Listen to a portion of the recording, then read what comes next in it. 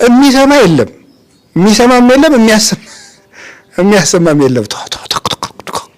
ማውራት ቤተክርስቲያን ማውራት ገና ዲያቆኑ ኩሉ ዘያፈቅዶ ለእግዚእነ ኢየሱስ ክርስቶስ ከመቅዱስ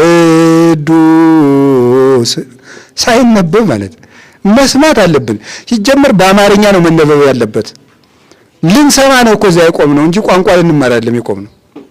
ልንማር ነው የቆም። እዚያ ያለችው ነፍስ የክርስቶስን የዕለት እንጀራ ፈልጋ የመጣች ናት።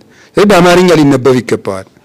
እዚህ ያላችሁ አባቶችም እየሰሙ ነው። በአማርኛ ህዝቡ ግዕዝ ከቻለ ጥሩ ነው።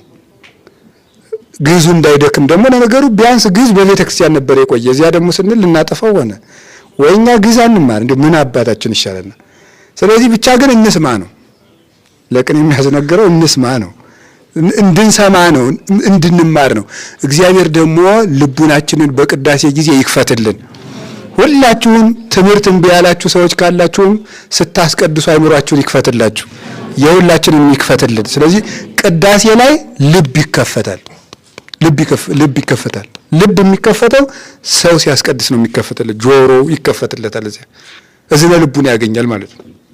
አርኅዋተ መኳን ይከፈታል። እንደዚያ ሲል ዲያቆኑ አርኅው ሲል ይከፈታል። እውነቴን ነው የምነግራችሁ።